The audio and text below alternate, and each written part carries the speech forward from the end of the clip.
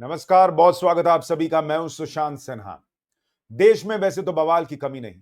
INDI alliance और उनका ecosystem किसी भी मुद्दे को क्या से क्या बना सकता है, ये देश जानता है। लेकिन फिलहाल एक नया बवाल मचा है कि मोदी सरकार बैकडोर से एनआरसी ले आई है और अब इस देश में नया तूफान ओवैसी, ममता बनर्जी, तेजस्वी यादव, अखिलेश यादव सब मिलकर खड़ा करने का प्रयास कर रहे हैं कि भाई बैकडोर से एनआरसी आ गई। क्या मोदी सरकार वाकई एनआरसी ला रही है?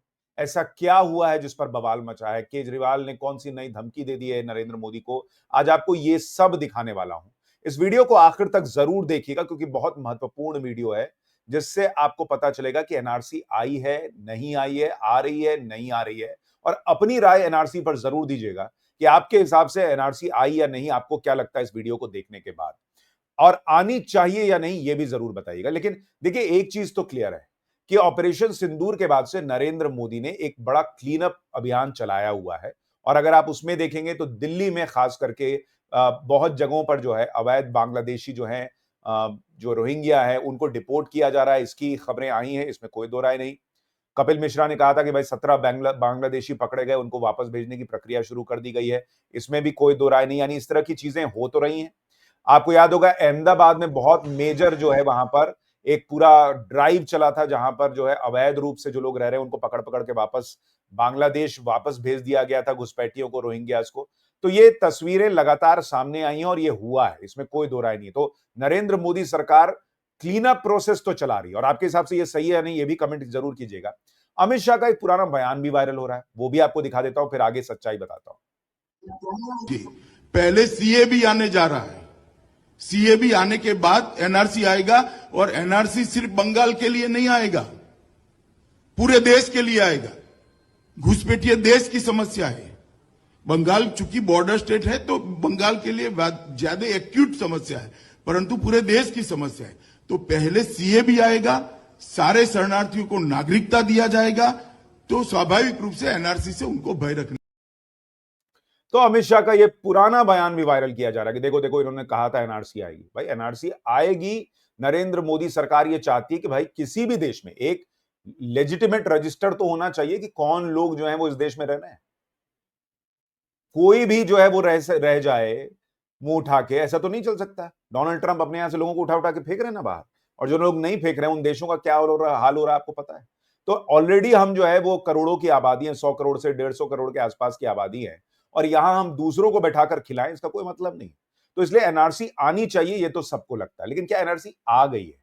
देखिए, एक तो पहले मैं आपको दिखाता हूं नरेंद्र मोदी को आज केजरीवाल के लोगों ने क्या धमकी दी है। दिल्ली में क्या हो रहा है कि वहां पर झुग्गियों पर एक्शन हो रहा है। इसको भी जोड़ दिया गया है कि भाई झुग्गियों वालों को जो है वो मोदी सरकार जो है वो तोड़ रही है, हटा रही है, ये वगैरह वगैरह। जबकि बीजेपी कह रही है कि हम ऑलरेडी जिनको घर दे चुके, पक्का मकान बना के दे चुके, वो झुग्गी में क्यों रह रहे हैं? और जो झुग्गी में फिर भी रह रहे हैं और डॉक्यूमेंट्स नहीं है, तो उन पर एक्शन तो होना चाहिए। लेकिन आम आदमी पार्टी इसको मुद्दा बना के अब देखिए क्या धमकी दे रहे हैं ये लोग। जरा इसको सुनिए एक बार, फिर आगे की बात बताता हूं। पूरे दिल्ली की पुलिस लगा लेना, पूरे भारतीय जनता पार्टी के नेताओं को लगा देना। अगर दिल्ली की झुग्गियों को तोड़ोगे, प्रधानमंत्री के घर में घुस करके हम कब्जा करेंगे, इसका इंतजार रखना। इससे बगैर हम भागने वाले नहीं हैं। अब आप सोचिए कितनी गंभीर बात है, प्रधानमंत्री के घर में घुस के कब्जा करने की बातें हो रही हैं। सोशल मीडिया पे सवाल पूछ रहे हैं कि क्या दूसरा बांग्लादेश मॉडल क्रिएट करना चाहते हैं क्या केजरीवाल के लोग, कि प्रधानमंत्री के घर में घुस जाओ जैसे वहां राष्ट्रपति के घर में घुस गए थे लोग। तो ये क्या करना चाह रहे हैं? और जो लोग वहां झुग्गी में रह रहे हैं उनको पक्का मकान अगर बना के दिया जा रहा है तो दिक्कत क्या है? और जो लोग कोई डॉक्यूमेंट नहीं पेश कर पा रहे, उन पर क्या एक्शन नहीं होना चाहिए? सिर्फ वोट बैंक की खातिर ये चलते रहना चाहिए? ये गंभीर प्रश्न है। लेकिन फिलहाल जो एनआरसी का मुद्दा उठ रहा है, आप देखिए, एक तो पहले असदुद्दीन ओवैसी कूदे। पूरा मामला बिहार में जो है वो चुनाव आयोग एक नई तरीके से लिस्ट तैयार कर रहा है, उसको लेकर है कि भाई पूरे जो वोटर्स की लिस्ट है उसको तैयार करो। तो असदुद्दीन ओवैसी कह रहे हैं कि बिहार में गुप्त तरीके से एनआरसी लागू कर रहा है चुनाव आयोग। वोटर लिस्ट में नाम दर्ज करवाने के लिए अब हर नागरिक के दस्तावेजों के जरिए साबित करना होगा कि वो कब और कहां पैदा हुए थे, और साथ ही ये भी कि उनके माता पिता कब और कहां पैदा हुए थे। विश्वसनीय अनुमानों के अनुसार भी केवल 3/4 जन्म ही पंजीकृत होते हैं। ज्यादातर सरकारी कागजों में भारी गलतियां होती हैं।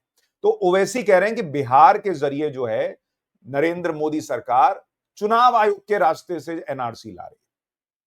अब मैं आपको इसकी डिटेल एक एक चीज फैक्ट के साथ बताऊंगा, लेकिन पहले सुनिए कौन कौन हंगामा कर रहा है। बीजेपी हंगामा नहीं कर रही, ये नई लिस्ट बन रही है अगर, तो बीजेपी हंगामा नहीं करे। बीजेपी को तो खुद नहीं पता कि कौन वोट करता है, उसको नहीं करता है, तो उसको कैसे पता कि सारे उसके लोग रह जाएंगे और बाकियों के हट जाएंगे। तकलीफ सिर्फ इंडिया अलायंस वालों को हो रही है। अब ममता बनर्जी को पहले सुनिए, फिर एक एक की तकलीफ सुनिए, फिर आपको पूरे फैक्ट्स बताऊंगा। The poor people, especially the hawkers, bakers, or the poor people, commoners, where they'll get the mother certificate, the father certificate? Is it NRC? Is it they are doing or working to establish the NRC? What is their intention? Please let us clarify. The intention, the deliberation, and what about the impression we are having? एक क्या हो रहा है देश में? तो ये ममता बनर्जी का आपने दर्द सुना। वो कह रही है क्या चल रहा है, एनआरसी बैकडोर से आ रही है, क्या बीजेपी क्या कर रही है, सबसे कागज मांग रही है। अब जरा अखिलेश यादव को सुनिए, फिर आगे की बात बताता हूं। भारतीय जनता पार्टी पीछे के दरवाजे से कुछ भी कर सकती है और पीछे ही पीछे किसी से भी हाथ मिला सकती है। जब 18,000 वोट 2019 में जो थे और 2022 में जिनको डिलीट कर दिया गया था, और उसको हम लोगों ने आरोप लगाया था कि भारतीय जनता पार्टी ने उन लोगों के नाम डिलीट कर दिए जिन्होंने 2019 में वोट डाले थे, 2022 में वोट नहीं डाल पाए। उस पर उन्होंने नोटिस दिया था समाजवादी पार्टी को। हम लोगों ने बाकायदा 18,000 एफिडेविट दिए थे ऐसे लोगों के जो 19 में वोट डाले थे, 22 में उनका डिलीट हो गया था वोट। उसका जवाब आज तक नहीं दिया और न किसी आरोप पर कार्रवाई हुई है। और अभी जो लूट हुई थी कुंदरकी में, जहां पर सीसीटीवी में सब कैद है कि पुलिस के लोगों ने वर्दी उतार करके, प्राइवेट ड्रेस पहन करके वोट डाला। आपका मुजफ्फरनगर में मीरापुर विधानसभा का आप सबके पास वो विजुअल्स हैं जिसमें पुलिस वोट रोक रही है, जाने नहीं दे रही है, और यहां तक भारतीय जनता पार्टी की पुलिस ने बंदूक से रोकने का काम किया। अखिलेश यादव कह रहे हैं कि भाई वहां पर सीसीटीवी फुटेज है कि पुलिस के लोगों ने वोट डाला था, तो वो सीसीटीवी फुटेज लीजिए और जाइए पुलिस के पास, कोर्ट के पास, और वहां कोर्ट में लड़ाई लड़िए, कानूनी लड़ाई। और इनके पास सीसीटीवी फुटेज कहां से आ गया? राहुल गांधी तो कहते हैं कि भाई पोलिंग बूथ का सीसीटीवी फुटेज दीजिए, चुनाव आयोग कहता है कि वो नहीं दिया जा सकता गोपनीयता बनाए रखने के लिए। तो इनके पास अंदर का सीसीटीवी फुटेज कहां से आ गया अखिलेश यादव के पास? खैर, अभी सब की बातें सुनते जाइए, फिर मैं आपको सारे फैक्ट्स बताऊंगा। एक बार जरा तेजस्वी यादव को भी सुन लीजिए, जहां बिहार में चुनाव है, और तेजस्वी यादव क्या कह रहे हैं। ने अचानक से विशेष गहन पुनरीक्षण की घोषणा की है। इसका ये मतलब है कि अभी जो पब्लिश हुआ था वोटर लिस्ट फरवरी माह में, जो फ्रेश घटाव जुड़ाव के बाद अब पूरे 8 करोड़ बिहारियों का वोटर लिस्ट जो है उसको साइड कर दिया गया है। अब नए सिरे से जो है वोटर्स बनाए जाएंगे। अब ये साफ तौर पे सवाल उठता है कि ठीक चुनाव से 2 महीने पहले आप ये काम क्यों कर रहे हैं, और लगभग क्या ये पॉसिबल है कि 8 करोड़ लोगों का 25 दिन के अंदर आप वोटर्स बना लें, डोर टू डोर जाएं, और यही नहीं, ऐसे ऐसे डॉक्यूमेंट्स मांगे गए हैं जो गरीबों के पास होंगे ही नहीं। अब आपने तेजस्वी यादव को सुना, वो भी बहुत चिंतित हैं कि भाई एक तो 8 करोड़ लोगों का कैसे वेरीफाई करेगा इलेक्शन कमीशन, 2 महीने में कैसे हो जाएगा? उनको पता नहीं किसने बता दिया कि 2 महीने में चुनाव होने, अभी तो चुनाव आयोग ने डेट भी घोषित नहीं की है। और वो कह रहे हैं ऐसे ऐसे डॉक्यूमेंट्स हैं जो कि किसी गरीब के पास होंगे नहीं। जो चुनाव आयोग डॉक्यूमेंट्स मांग रहा है, मैं उसकी भी लिस्ट आपको बताता हूं कि कौन कौन से डॉक्यूमेंट्स मांगे गए हैं जो इनके हिसाब से किसी के पास नहीं होंगे। लेकिन एक बेसिक प्रश्न है कि चुनाव आयोग जो कर रहा है उसमें इनको कैसे पता कि इनका ही वोटर जो है वो साइड हो जाएगा, बीजेपी का नहीं होगा? क्योंकि कौन किसको वोट कर रहा है तो बीजेपी को भी नहीं पता। तो इनको इतनी गारंटी कैसे है कि इनका वोटर जो है वो अपना नाम रजिस्टर नहीं करा पाए? और क्या ये एनआरसी है, पहले इसको भी समझना जरूरी है। अब पहले सबसे पहले बेसिक से शुरुआत करते हैं कि चुनाव आयोग कर क्या रहा है, जरा इसको समझने का प्रयास करते हैं। और अगर आप उसको देखेंगे, चुनाव आयोग जो है वो स्पेशल इंटेंसिव रिवीजन कर रहा है। जो चुनावी लिस्ट होती है, जो वोटर लिस्ट होती है, उसका इंटेंसिव रिवीजन कर रहा है। और ये उसको अधिकार संवैधानिक तौर पर मिला हुआ है article 324 section 21 of representation of the people act 1950 के तहत कि वो ऐसा कर सकता है। तो भाई जो कानून है उसके तहत हो रहा है, ऐसा नहीं कि हवा में उठे और कर दिया। अगर ये प्रक्रिया गलत है, ये एनआरसी है, तो भाई हटाओ, जाओ रिप्रेजेंटेशन एक्ट हटा दो। दूसरा, while carrying out the special intensive revision of the electoral rolls, ERO of each assembly constituency shall be responsible for ensuring that no eligible citizen is left out, while no ineligible person is included in the electoral roll. इसमें क्या गलत है boss? जो इस देश का नागरिक है वो रहना चाहिए वोटर लिस्ट में, और जो नहीं है वो कहीं से भी नहीं घुसना चाहिए। इसमें क्या गलत है? कोई भी फर्जी आधार कार्ड कुछ भी बनवा ले और वो वोट देता रहे, ये हिसाब चलता रहेगा। इन लोगों की तकलीफ यही है कि भाई जो चल रहा है वो चलने दो ना। अब ये हो क्यों रहा है, पहले इसको समझिए। देखिए, ये इस तरह घर घर जाके फॉर्म बांटे जा रहे हैं, चुनाव आयोग अपने लोगों को भेज रहा है और वो फॉर्म बांट रहे हैं कि भाई इसमें अपनी डिटेल भर दीजिए और हम आके खुद कलेक्ट कर लेंगे, आपको ज्यादा परेशान होने की भी जरूरत नहीं। और चुनाव आयोग ने खुद कहा है कि भाई किसी को परेशान मत होने दीजिए, जाइए जितना जोर लगाना है लगाइए, लेकिन कीजिए इसको। अब ये हो क्या रहा है और क्यों हो रहा है, पहले इसको समझने से पहले, क्या ये पहली बार हो रहा है? देखिए, last intensive revision in Bihar was done in 2003 with 1st January 2003 as qualifying date as the eligibility of electors enrolled in the electoral rolls। यानी ये कोई पहली बार नहीं हो रहा। हां, बिहार में ये पिछली बार हुआ था 2003 में, और अब उसके बाद 22 साल गुजर चुके बॉस। 22 साल में क्या पूरा जो इलेक्टोरल रोल है, जो वोटर लिस्ट है, उसको फिर से रिवीजन नहीं करना चाहिए, चेक नहीं करना चाहिए कौन है नहीं है, फर्जी वोट पड़ रहा है नहीं पड़ रहा है, ये नहीं चेक होना चाहिए? तो इसमें इतना क्या तूफान आ गया बॉस? और पहली बार तो हो नहीं रहा, और ये पहली बार सिर्फ बिहार नहीं पूरे देश में नहीं हो रहा। आप देखिए कि इससे पहले 1952 से 1952, 56, 57, 61, 65, 66, 1983, 84, 1987, 89, 92, 93, 95, 2002, 2003 और 2004 में भी ऐसा इंटेंसिव रिवीजन हो चुका है इलेक्टोरल रोल का। इसमें से कई बार तो बीजेपी सत्ता में नहीं थी। तो क्या इतनी बार एनआरसी बन चुकी है क्या देश के अंदर? और क्या इतनी बार जो है बीजेपी के न रहते हुए कांग्रेस की कई बार सरकारें थी इसमें, क्या कांग्रेस लोगों को बाहर फेंकना चाहती थी क्या? तो ये पहली बार नहीं हो रहा, ये क्लियर है। बिहार के लिए ये तो इसमें से कई डेट तो पूरे देश के लिए है। बिहार के लिए 2003 का आखिरी बार हुआ था, जो इस बार फिर से हो रहा है, उसमें कोई हंगामे की बात नहीं। दूसरा, आर्टिकल 326 कॉन्स्टिट्यूशन का कहता है कि every person who is citizen of India and who is not less than 18 years of age on the qualifying date and is not otherwise disqualified under any law shall be entitled to be registered in the electoral roll। ये संविधान का article 326 ये अधिकार देता है कि भाई जो भी 18 साल से ऊपर का है, भारत का नागरिक है, उसको इलेक्टोरल रोल में शामिल होने का अधिकार है। And Commission has noted that during the last 20 years, significant change in electoral roll has taken place due to addition and deletion on a large scale over this long period। Tejashwi Yadav जो कह रहे थे कि अभी हाल में एक और नई वोटर लिस्ट आई थी, भाई वो वोटर लिस्ट जो कोई आदमी नाम जुड़वाता है, कोई हटवाता है, उसके बाद सिर्फ उतना रिवीजन होके फिर से छप जाता है। पूरा चेक नहीं होता है कि कौन कहां चला गया नहीं चला गया, पिछला किसी ने हटवाया नहीं हटवाया। यही इलेक्शन कमीशन भी कह रहा है, कई लोग नौकरी के लिए इधर उधर गए, वहां अपना वोटर कार्ड बनवा लिया, यहां भी वोटर कार्ड है, दो जगह वोट देंगे क्या? तो इसको अगर चेक कर ले रहे हैं तो दिक्कत क्या है, मुझे तो ये नहीं समझ में आ रहा। उसके बाद, fundamental pre condition set out in article 326 of the constitution is that a person is required to be an Indian citizen for his her name to be registered in the electoral roll. Consequently, the commission has a constitutional obligation to ensure that only person who are citizens वही सिर्फ इसमें हो सकते हैं। तो ये संविधान कहता है भाई भारत के नागरिकों तभी तुम जो है वोट डाल सकते हो, ऐसे नहीं डाल सकते। तो जो भी चुनाव आयोग कर रहा है वो तो पहली बार हो नहीं रहा, ये चीज क्लियर मान लीजिए। दूसरा, सब कुछ संविधान में जो है उसके हिसाब से हो रहा है, और अगर गलत है भाई तो उसको हटवा दो, संविधान चेंज कर दो। तीसरी बात, क्या ये सब 2 महीने के अंदर होना जा रहा है जैसा कि तेजस्वी यादव दावा कर रहे थे? भाई 25 जून से 26 जुलाई यानी 1 महीने की डेट तो सिर्फ इस बात के लिए रखी गई है कि जो अलग अलग ईआरओ हैं, जो बीएलओ हैं, वो जो है वो अलग अलग जगह जाएंगे, फॉर्म्स देंगे, फॉर्म्स को भरवाएंगे, फॉर्म्स को कलेक्ट करेंगे और उस फॉर्म्स को लेकर आएंगे। और इतना ही नहीं, इसके अंदर जो पॉलिटिकल पार्टीज हैं, engagement with political parties and sharing the electoral rolls, जो भी प्रक्रिया होगी उसमें बीएलओ जो होता है, जो बूथ लेवल ऑफिसर होता है, उसको कहा गया है कि आप जो पार्टीज होते हैं, पॉलिटिकल पार्टीज, उनके बूथ लेवल एजेंट के साथ काम कीजिए और उनको भी लेके जाइए जहां पर आप जा रहे हैं चेक करने के लिए document.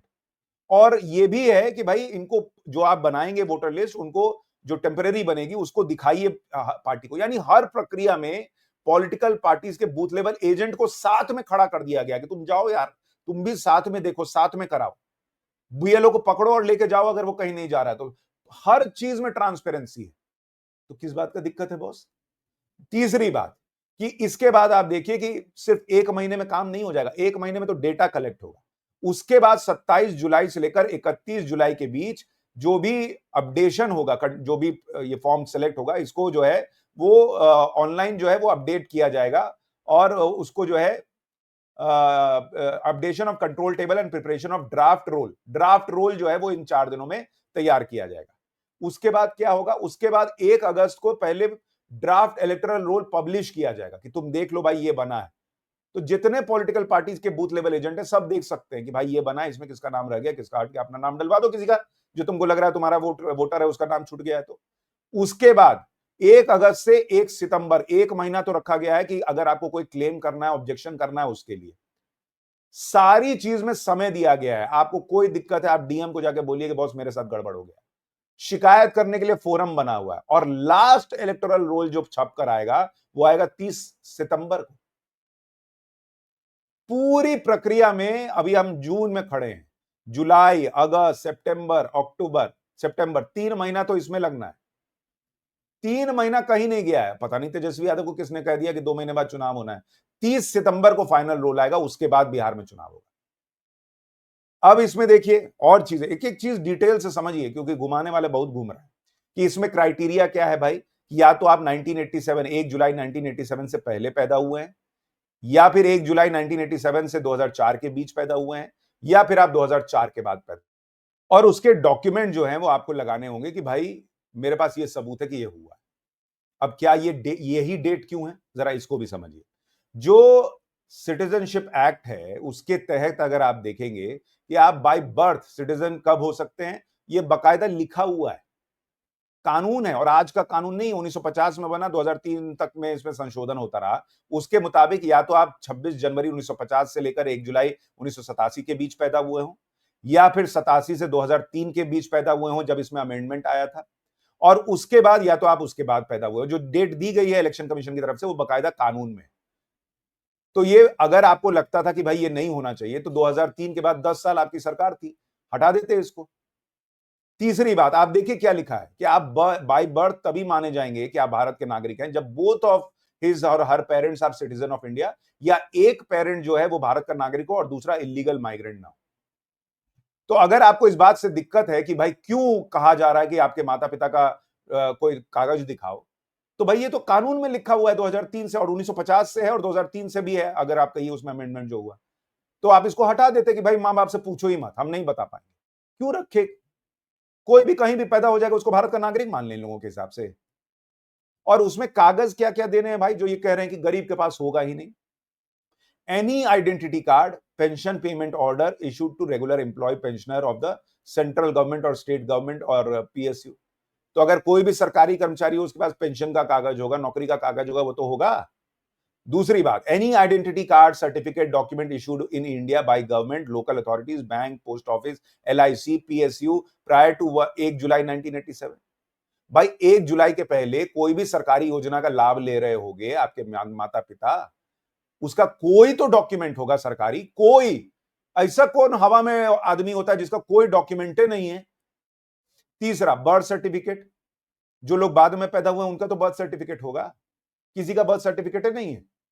Passport, matriculation, educational certificate, permanent residence certificate, forest right certificate, OBC, SC ST, any caste certificate. कोई भी आपको जाति का तो मिला होगा।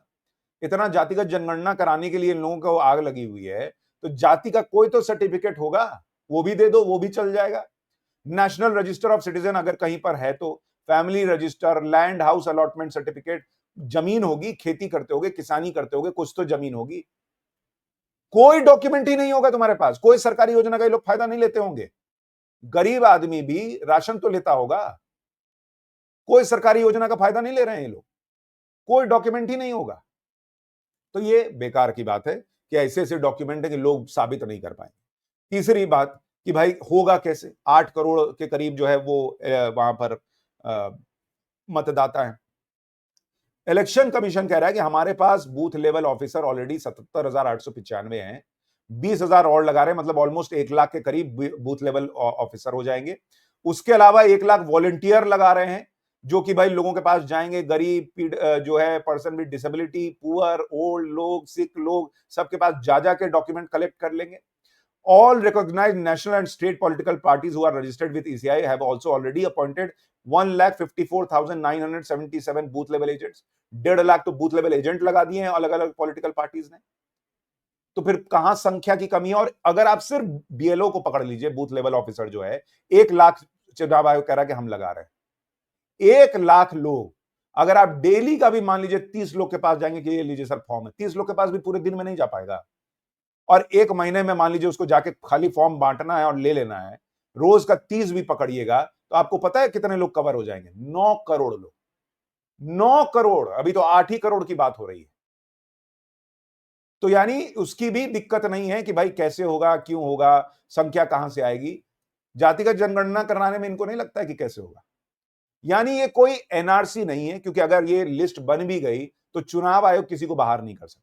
ये एक लेजिटिमेट संवैधानिक रूप से हो रही प्रक्रिया है, जो पहली बार नहीं कई बार हो चुकी है। बिहार में बहुत साल से नहीं हुई थी, तो हो रही है। और इसमें अगर ये कहा जा रहा है कि आप साबित कर दीजिए कि भाई ये आप कह रहे हैं कि भाई मुझे वोटर लिस्ट में शामिल कर लीजिए, तो साबित तो करोगे यार कि तुम वोट देने के लायक हो कि नहीं, कि हवा में वोट दे दोगे। इसमें क्या गलत हो रहा है मुझे तो समझ ही में नहीं आ रहा। और आप देखिए ये लोग इसी तरह से भ्रम फैलाते हैं। अभी आपने देखा होगा राहुल गांधी कांग्रेस पार्टी बहुत बार कह रहे हैं कि भाई हमको जो है रीडेबल पीडीएफ फॉर्मेट में जो वोटर है उसका लिस्ट दे दो। चुनाव आयोग कह रहा है कि भाई तुमको ऑलरेडी जो है वो दिया हुआ है, उसमें से निकाल लो अपने हिसाब से। और आप देखिए कि कमलनाथ ने यही केस 2018-19 में किया था सुप्रीम कोर्ट में, और सुप्रीम कोर्ट कह चुका है कि we are therefore of the opinion that the format in which the draft electoral roll is supplied to the petitioner fulfills the requirement contained in the election manual. It may be added that if the petitioner so wants, he can always convert it into searchable mode, which of course would require him to put his own efforts. यानी चुनाव आयोग कह चुका है कि जो election commission data दे रहा है वो ठीक दे रहा है, इसमें कोई दिक्कत नहीं है। और अगर तुमको चाहिए तो तुम अपने हिसाब से कर लो। 7 साल में उसको रीडेबल फॉर्मेट में बनाने के बजाय एक और जो है वो हंगामा खड़ा कर रहे हैं। लेकिन इस सारे हंगामे में एक चीज तो अच्छी है, ये लोग ये साबित कर दे रहे हैं कि ईवीएम में गड़बड़ी नहीं होती थी। गड़बड़ी जो है वो या तो बूथ में होती है या जो वोटर लिस्ट है उसमें होती है। अब कम से कम इसको पकड़ के रखिएगा, फिर ये मत कहिएगा कि ईवीएम हैक होता है। लेकिन जो लिस्ट में हो रहा है वो भी क्यों हो रहा है आपको बता दिया। आपके हिसाब से क्या ये सही हो रहा है, गलत हो रहा है, क्या आपको ये एनआरसी लगता है, कमेंट करके जरूर बताइएगा। और इस वीडियो को ज्यादा से ज्यादा लोगों तक शेयर कीजिएगा ताकि सच उन तक पहुंचे। नमस्कार।